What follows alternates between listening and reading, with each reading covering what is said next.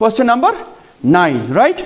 The angle of elevation of the top of a building from the foot of the tower is 30 degree and the angle थोड़ा half ही पढ़ेंगे फिलहाल कम। तो देखिए the angle of elevation means थोड़ा थोड़ा करके जब हम ऊपर की तरफ एंगल, हमारी आंखें ऊपर की तरफ एंगल बनाती है, ठीक है, या किसी पॉइंट से ऊपर की तरफ हम देखते हैं, ठीक है। अब देखते हैं एंगल ऑफ एलिवेशन, इसका मतलब ऊपर की तरफ देखना है। The angle of elevation of the top of A building, top of building, वो बिल्डिंग मैंने ये बनाई है, इसका नाम मैंने रखा CD, ठीक है। CD एक बिल्डिंग है, ठीक है। अच्छा, उसके बाद from the foot of the tower, tower मैंने AB रखा है, ठीक है। फुट कहां से स्टार्ट होता है, टावर का फुट कहां पर है, यह है ना टावर का फुट, ठीक है। टावर का फुट ये है, यहां से बिल्डिंग के टॉप पर एक एंगल बन रहा है, क्या ये एंगल ऑफ एलिवेशन नहीं है क्या, ये वाला। यहां से देखो, यहां से यहां तक, फ्रॉम मीन्स जहां से, तो बॉटम से, फ्रॉम बॉटम से, टावर का बॉटम ये है ना, ये यहां से एंगल बन रहा है बिल्डिंग के टॉप पर, वो 30 डिग्री है। क्लियर। उसके साथ साथ the angle of elevation of the top of the tower from the foot of the building is 60। अब रिवर्स में, अब फुट ऑफ द बिल्डिंग से एक एंगल बन रहा है, फुट ऑफ द बिल्डिंग, ये फुट ऑफ द बिल्डिंग ये है, यहां से टॉप ऑफ द टावर कहां पर है, ये दूसरा एंगल जो है वो है 60 डिग्री। बहुत आसान। क्या लिखा है, if the tower is 50 metre high, if the tower is 50 metre high, ठीक है। टावर की हाइट है 50 मीटर। आपको क्या निकालना है, find the height of building, आपको बिल्डिंग की हाइट निकालनी है। क्या निकालनी है, बिल्डिंग की हाइट, दैट इज CD, ठीक है। मुझे बताओ, आपको किसने कहा बिल्डिंग छोटी है टावर बड़ा है, बताओ, कोई बता सकता है, किसने बताया, एंगल ने बताया। किसने बताया, एंगल ने बताया कि सुनो, अगर एंगल बड़ा होता है तो लाइन स्टीप होती है, स्टीप मीन्स खड़ी लाइन। जैसे कितनी ट्रायंगल्स है, 2, लेकिन आप यहां पर देख रहे हो ये जो बड़ी ट्रायंगल आपको नजर आ रही है, इसका एक साइड दिया हुआ है, ठीक है। हम उसी ट्रायंगल पर पहले फोकस करते हैं जिसका एक साइड दिया हुआ हो, ठीक है, वरना हम कुछ नहीं कर सकते। तो पहला पॉइंट इसमें क्या है कि जिस ट्रायंगल का एक साइड दिया हो दूसरा निकल सकता है, ठीक है। अगर दोनों नहीं हो तो फिर मुश्किल है। तो मुझे बताओ किस ट्रायंगल में एक साइड दिया हुआ है, बड़ी ट्रायंगल, तो हम इसी को टारगेट करेंगे। इन, शाबाश, right triangle ABC we have, ठीक है। चलो बताओ, सुनो, आप साइन का यूज करोगे, कॉस का यूज करोगे, टैन का यूज करोगे, बताओ किसका यूज करोगे। शाबाश। देखना आप, वो छोड़ो, आप पहले सोचो, उसके बाद आपको इस ट्रायंगल का भी सोचना है ना भाई। किस ट्रायंगल का, इसका कोई है ही नहीं बेचारे का, समझ आ रहा है।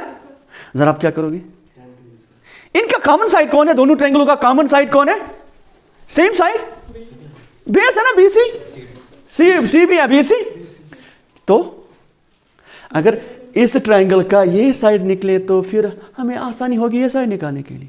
तो इसमें हाइपोटेन्यूज का कॉन्सेप्ट ही नहीं है, क्या इसमें हाइपोटेन्यूज का कॉन्सेप्ट ही नहीं है। हमें हाइपोटेन्यूज के साथ क्या करना है, ये जो हाइपोटेन्यूज है ना, ये अगर मुझे ये निकलता है, इससे क्या होगा, ठीक है। तो इन दोनों ट्रायंगलों का एक साइड सेम है, वो है CB या BC। लेकिन अगर आप बड़ी ट्रायंगल का देखोगे, एंगल यहां पर है 60, इसमें जिसका मतलब ये बेस है, ये परपेंडिकुलर है, तो tan है भाई, क्या हो गया, हाँ 60 डिग्री। शाबाश, परपेंडिकुलर AB बाय BC। और ठीक है, BC क्यों मैंने यूज किया, क्योंकि ये उस ट्रायंगल का भी सेकंड ट्रायंगल का साइड है, वहां से हमें CD जो परपेंडिकुलर है वो निकल सकता है आराम से, ठीक है। बताओ tan 60 किसके बराबर है, रूट, पता है कैसे निकलता है, ठीक है। अब क्या करोगे, BC इंटू √3 इक्वल टू 50, ठीक है। तो BC इक्वल टू 50/√3, ठीक है। अभी नहीं, वो जब आंसर हमें निकालना हो, ठीक है। आ गया ये, चलो जी। ये जो BC अब निकल के आ गया वो क्या है, 50/√, राइट।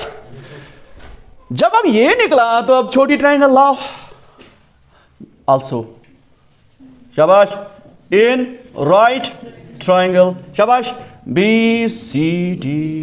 ये आया यहां पर, ये फंडा समझ के मैंने क्या किया, ये साइड जब मैंने निकाला इसकी मदद से मैं ये निकाल सकता हूं। बताओ यहां पर भी tan का यूज होगा, क्यों, क्योंकि बेस और परपेंडिकुलर निकालना है, हाइपोटेनस के साथ कुछ नहीं। tan, शाबाश, 30 डिग्री है ना, इक्वल टू परपेंडिकुलर CD/BC/CD। अब आप बताओगे कि सर ये परपेंडिकुलर क्यों, क्योंकि एंगल यहां पर है ना, बेस पर। चलो tan 30 1/, बताएं कैसे निकलता है, शाबाश। अगर पता नहीं है तो प्रीवियस लेक्चर आप देख सकते हो। CD तो पता नहीं है, यही तो हमें निकालना है ना, तो फिर इस लाइन का ख्याल रखना है जो डिवाइडिंग लाइन है, होल, ठीक है। अब क्या करोगे, शाबाश। एक तरीका है, चाहे इसको आप इसके साथ ज़रब में लगाओ तो आंसर आएगा। ज़रा कैसे, देखो देखो यहां पर क्या है, 1/√, ज़रब कौन आएगा, 50/, समझ आ रहा है, उधर क्या रह गया, अब यही तो हमें चाहिए, गॉट इट। 1/√3 50, इसके साथ ज़रब, रूट इसके साथ ज़रब, आया समझ, दोनों हो गए।